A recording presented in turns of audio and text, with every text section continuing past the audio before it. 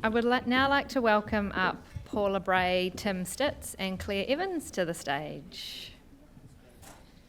This session explores how arts organisations are seizing new technological opportunities and how they are changing their operational models to co-create and collaborate with others. We will hear presentations from each speaker and then we'll have a discussion. Paula is up first. Paula has worked in cultural heritage institutions for over 20 years, leading the creative development of award-winning digital experiences across exhibitions and the web. She has worked at the State Library of New South Wales, where she created and led the DX Lab, and is currently at the Australian National Maritime Museum as Head of Digital Engagement and Insight. Welcome, Paula. Thank you. Hi, everyone. I'd like to acknowledge that we meet on the traditional lands of the people of the Kulin Nation and pay my respects to elders past, present. Thank you for being here today. I'm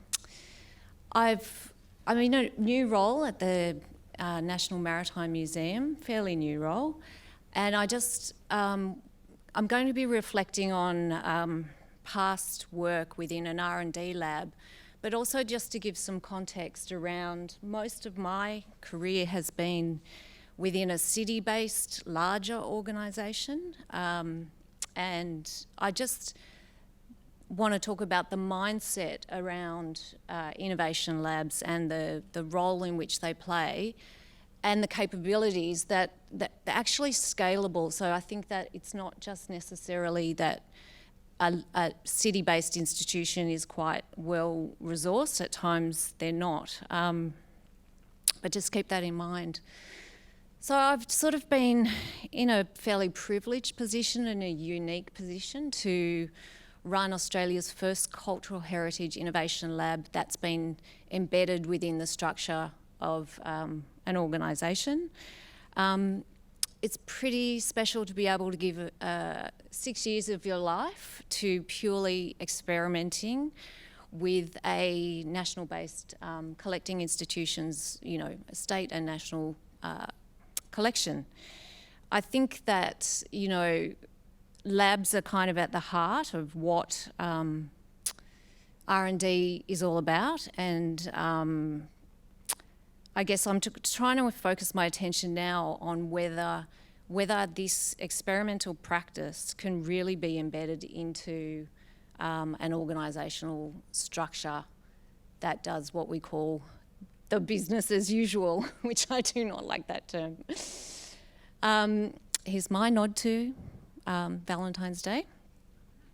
So really, what is a lab there for? A lab is a place that is looking at what is possible. You have this luxury of being able to work with technology, work with people, work with the amazing digitised assets from the collections, but really it's about a co-design practice and a collaboration framework, because none of that would be possible if you didn't actually embed those things from the start. So the two different modes I've been in, the operational and the lab, they have very different pulses. And I love this quote from OCLC, which is, they're the and in the R&D, so they're bridging the gap between the experimental and the lab.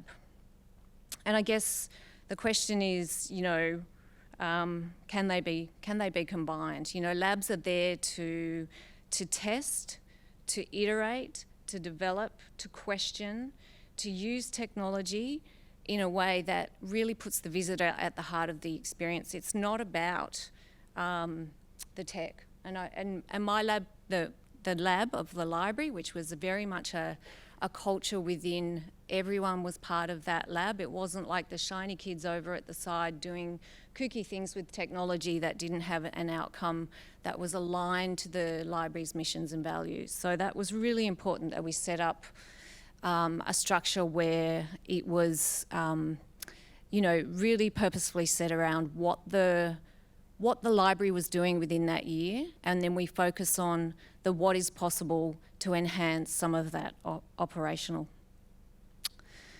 So, when you're given one remit, which is very clear, to find new and exciting ways to make the mass digitised assets from the collection available, accessible, findable, usable in completely new ways is pretty special. It's also quite a challenge as well.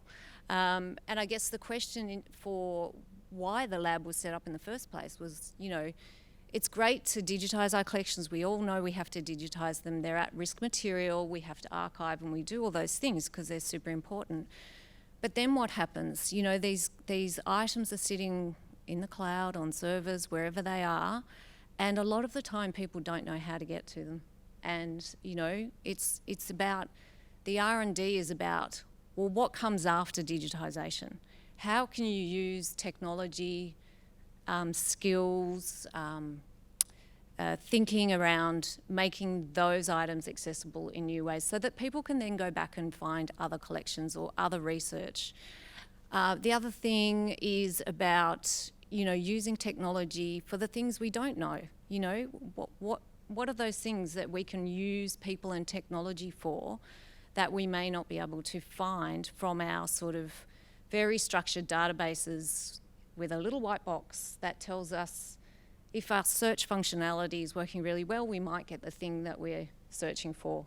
So looking at the different scales of, maybe we look at our collections from the bird's eye view, maybe we look at our collections from the micro and the macro, but this is what innovation does, and this is how you can test and try that within your organisation. I'm just going to show a couple of projects. The DX Lab doesn't exist anymore, but all of the work and the experiments are still available online. And I think, that culture of using technology for what it's really good for, like the browser is just incredible at the rapid development that's happening within technology. And then traditional, like organisational websites are quite, eat, sleep, rinse, repeat, really. Like we know how to structure our websites. But what if we flipped that on the head and started to use technology for what it's really good for, which is being experimental, testing, changing, iterating. This was a foundational work that we convinced the founding partner to use the homepage as an artwork. Very traditional content, beautiful content from Ferdinand Bauer's collection of species drawings. But, the communication and the soft skills behind the convincing of why technology is important with people to experiment, and then allowing and having that trust and support to actually do it is actually the value proposition within all of that. Again, bringing people along for the journey. Not one sort of R&D project that we didn't involve a broad range of staff. So embedding that kind of functionality within the organisation, whether it's, small skill sets, drop-ins, or larger scale projects that take a whole year to manifest but are experiments and need to go on the floor and work and function when you're using, innovative web tech. So when we were kind of meeting and talking and sort of looking at the value proposition that we wanted to bring to this conversation, we kind of got it down to, 5 or 6 things. And really the importance of experimenting within a cultural heritage organisation or in any practice indeed, you have to be able to be open to using technology to find what those things are that you don't know. So that R&D methodology is critical to the work. Tech is a rapidly changing environment, and we need to be experimenting with these things because our audiences are used to really sophisticated digital experiences outside of cultural institutions. So this is actually a really important part of our practice. I would like to see that embedded more across the way we think around developing products, services and programming that potentially if we come at a exhibition design from okay, what is the experimental practice we can do first, testing with our audience to see whether we should be doing the thing at the end of that cycle. So partnerships, R&D and, organisational change requires really strong partnerships, particularly because we have, lack of resources, lack of funding. We also should be looking at the different voices that we can bring to the promoting and use of our collections. So that was a really big part of my R&D practice, was to bring in partners from small scale right up to kind of more established, larger scale. And I would say that, some of the smaller scale projects that were very quick, 2-week things that really tested an idea across the organisation very quickly ended up becoming more embedded into a long-term practice.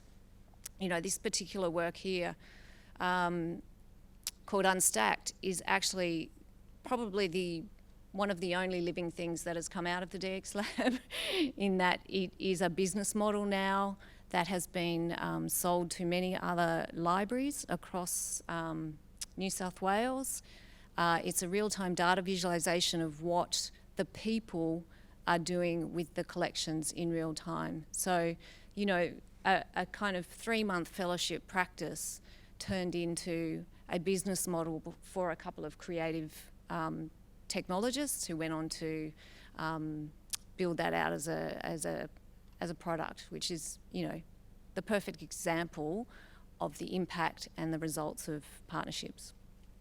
The co-curation and the participatory model was really big in our practice, bringing people in to actually be the creators of the content. So telling those people's stories, using technology to drive that co-creation methodology.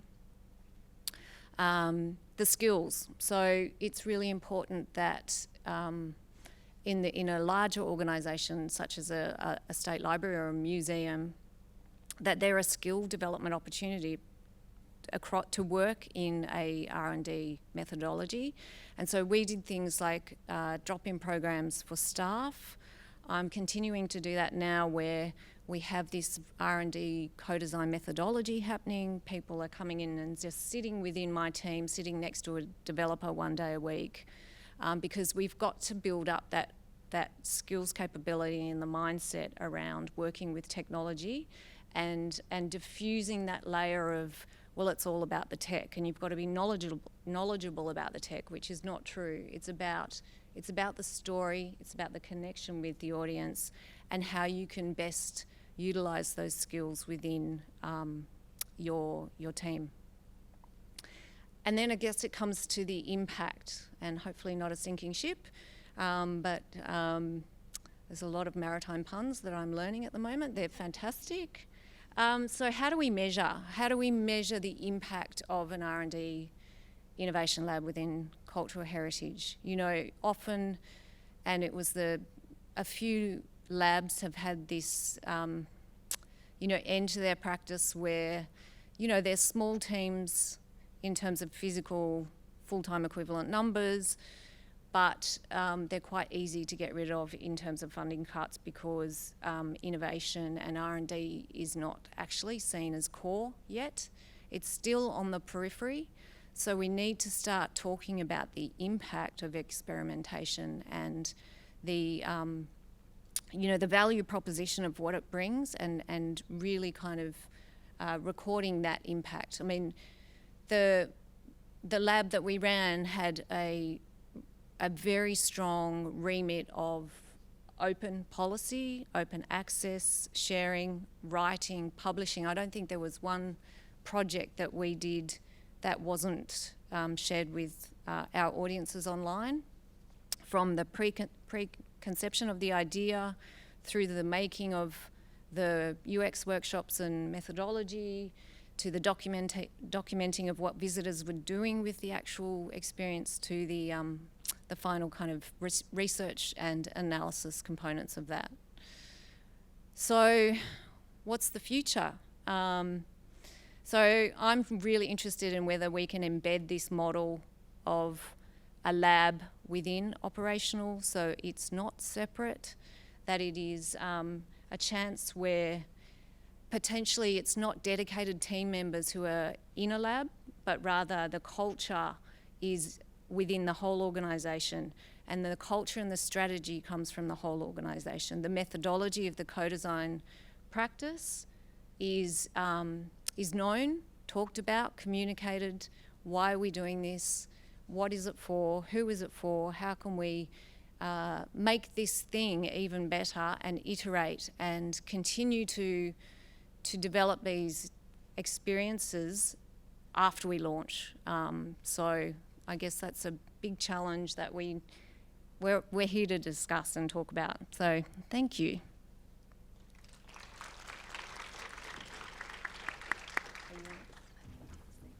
Thank you, Paula. Some really great things in that. I would now like to introduce Tim. Tim is an experienced arts manager and creative producer. His work in the arts sector includes positions within the Australian Performing Arts Market Office, Arts Centre Melbourne and Creative Partnerships Australia. Tim is currently Executive Director and Co-CEO at Back to Back Theatre. Thanks, Lucy. Hi everyone, I'm got a short video to play and that's going to start me off. So please play the video. Hi, I'm Scott Price. We're basically on Waterline country. Welcome to Back to Back Theatre, everyone. And today, guys, so I'm about to show you through the studio space of Back to Back Theatre. This is actually where we are, so where we work, live, play. And here's some of the theatre speakers. How that works today. Back to Back Theatre show. People watch the show. I heard that show. And like family, my Scott, everything like that.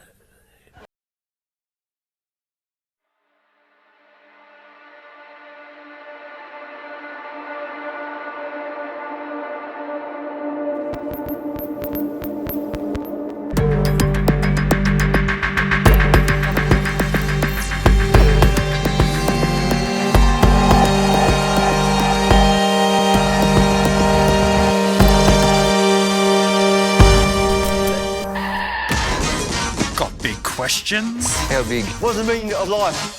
10 bullet cutlass. They have the answers. You're gonna have to pay a fee. From love. Lots of glitter. To landscaping. Maybe it's orbital grasses. Grass is the Earth's hair. To parallel universes. You know, an infinite amount of parallel universes. I might be at a different school. I could be a woman. It could be anything. It's just endless. Let's go!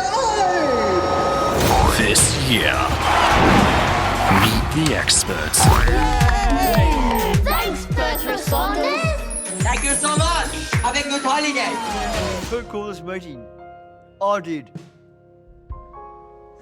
Simon did. And why did I call the meeting? We need to save the world, so I help people by directing them to you. You're more of a receptionist. Fuck off, both of you.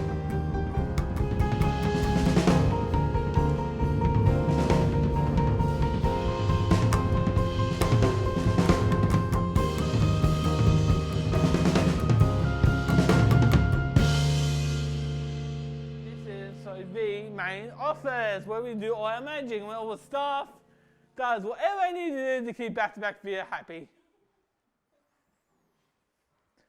Thanks, guys. I'm Scott Price, and you're not.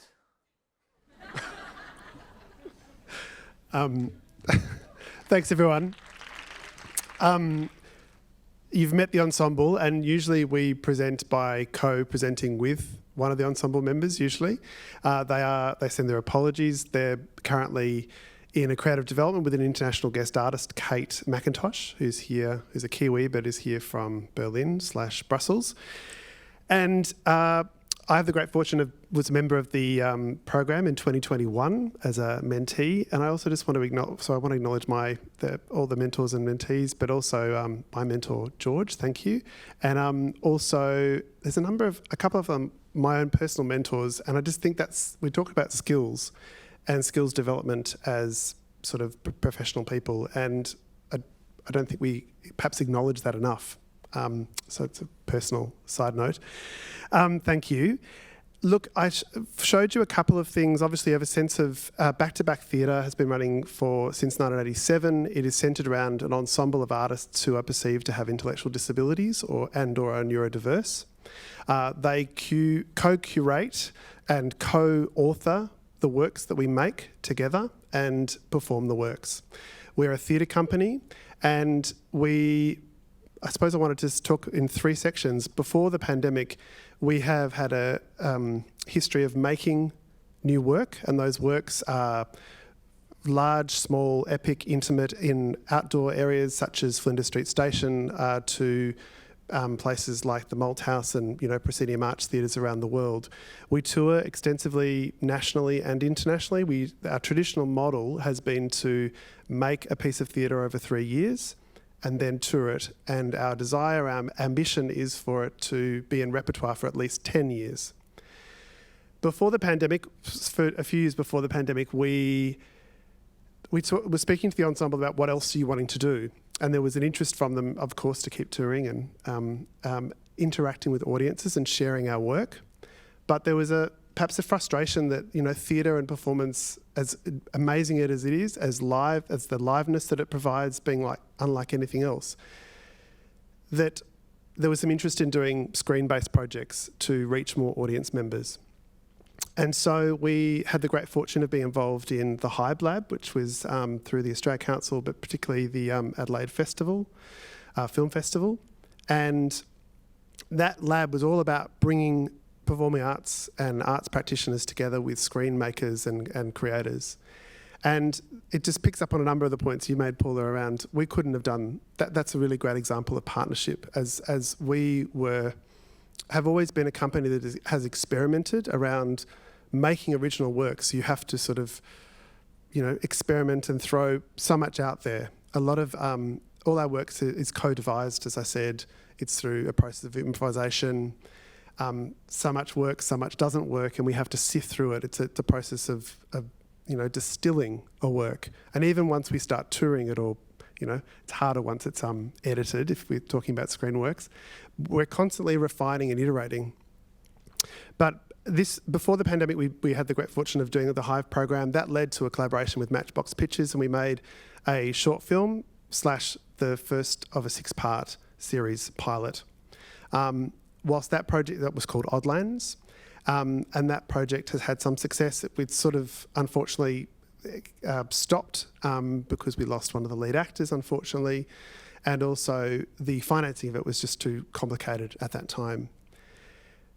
Cue the pandemic, and we had just made a live theatre piece called The Shadow Whose Prey the Hunter Becomes, and we'd just premiered it in New York and done a 5-city tour in the United States, and the pandemic started, and we had got some funding to make to actually work on Oddlands, a syndication of Oddlands, and start an internship program.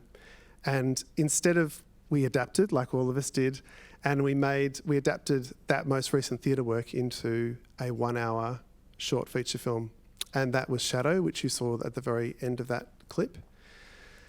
The other thing that was in that clip was a radial, which is a work that we make. It's an example of our community filmmaking practice, and we've been doing back-to-back has always made short films, but it's always been started from the point of view of we often work with a videographer, and Rian Hinckley made that clip that you saw, or that's been clipped, even shortened from what it is. We make it from the point of view of being theatre makers. that's our core practice, and we collaborate with artists from other modalities and platforms. But what we did, I suppose, by doing moving into screen is we have had to get more experience from the more traditional sort of film and television sector. We have had to get, and I will continue to need to get that experience and skills as we experiment into other forms. We made First Responders, which was the sort of pastiche collage animation piece that you saw. In a school, we had at the start of the pandemic planned to do a school's residency for 6 to 12 months. And like everything, it stopped, and we decided, the core artists involved decided with their collaborators to make some short animations. We made 4 animations. They went really well. We decided we'd make another 4, so we had 8. And then, long story short, the ABC were interested in acquiring a group of 20. So they're now on iView. But they were things that we made really through a community or education project that was funded entirely through philanthropy and education funding. And I guess my point in all of this is that back to back, we've got a desire in terms of just trying to adapt and adopt new models. We have had to change the structure of our company slightly. We've now got a screen area. Like everything in a small producing company, we have to pause and stop, and you can't be siloed in a company that's even, back to back's now 25 people. It's a medium-sized arts organisation, but it cannot be siloed. You have to diffuse and collaborate right across the organisation. And I suppose our ambition into the future is that we want to be content creators across all platforms, or the platform or platforms that are going to best suit the work that we're creating. So we're interested in we've had this experience of adapting from theatre. We've had the experience, like with Hive and Matchbox, of making something completely for television, or that sort of new setting or environment for us. And now we're thinking about what is next. We are doing an adaptation of Ganesh versus the Third Reich to make into a screenplay to see whether that has legs or not, or whether we should pursue it. And we're also thinking about a whole lot of new sort of screen digital ideas that could be, we're trying to, it's that process of experimentation to go, what is the best platform and also trajectory for those works. So yeah, I'll leave it there.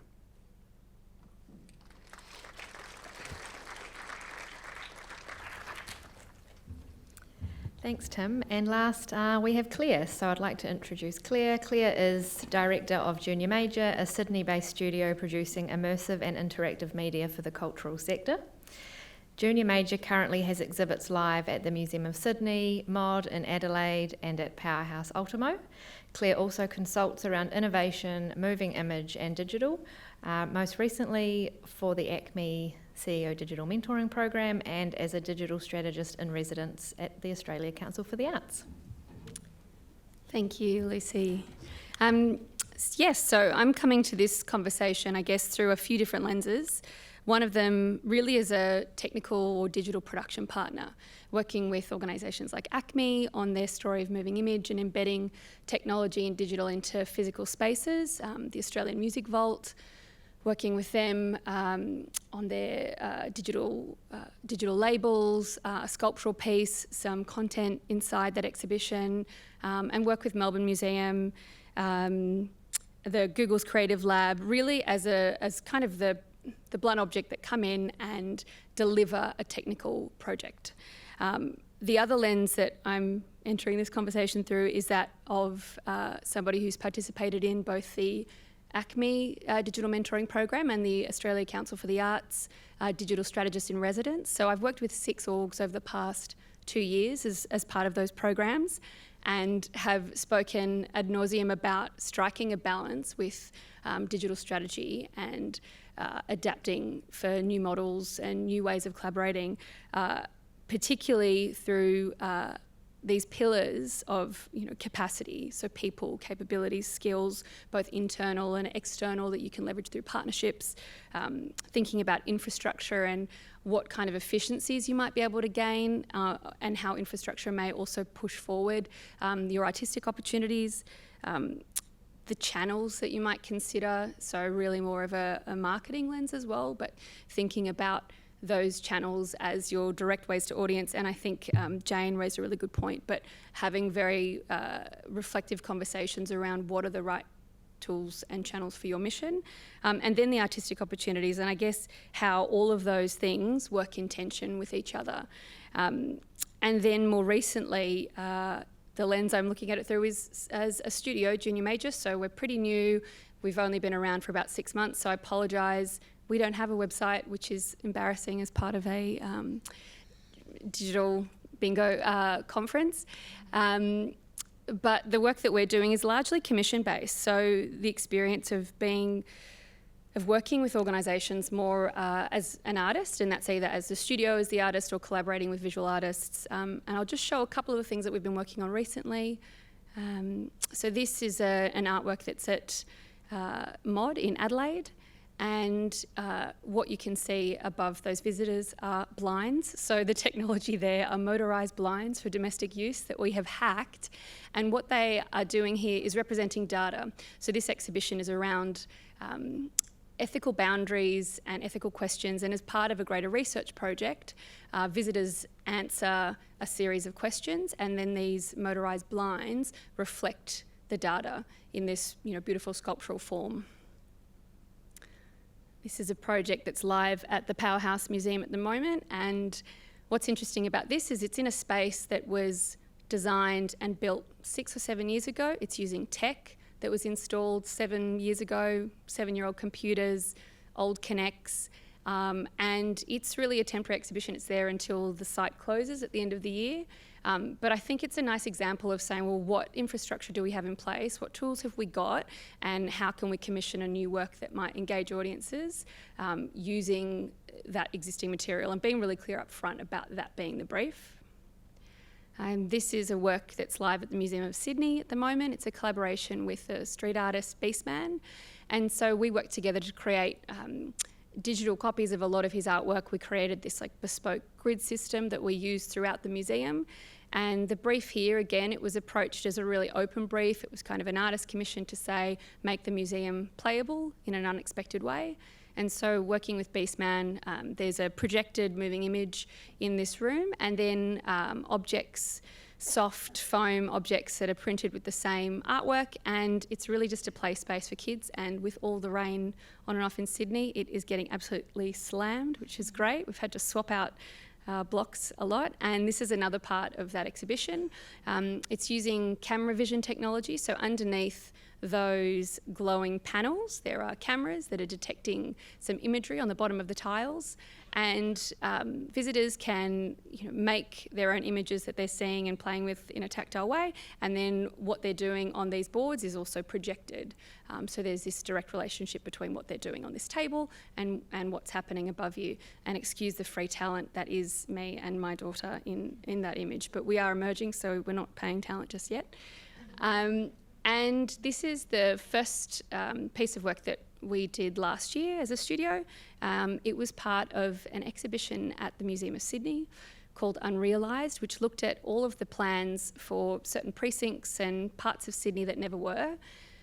And this was a complement to that exhibition, which was, I think, what's interesting is this is the same space as the Beastman projection piece with the foam objects. And it's another example of an organisation who have invested in some capability. In this case, there's some really great projectors. They've got a space that is designed to house moving image projected artwork commissions. In this case, we've also connected 4 stations that allow users to control this city building game that we made. It takes the rocks, which will never be developed probably, and because it was the least contentious place to play with, and users using a set of Braun-esque dials can play with that space and manipulate it. And so this setup, this room, has now been used for 4 exhibitions over the past, I think, 20 months. And I think that's a great example of a museum investing in some hardware and then putting it into the hands of creators to say, well, how can you use this to do something unique each time? And they've also, they've invested in liquid crystal displays that they use for a Daniel Crooks artwork that can then also be used for something else. So I like, what they're doing in terms of new models and new ways to engage with creators and artists and commission digital works. And I think that's all from me.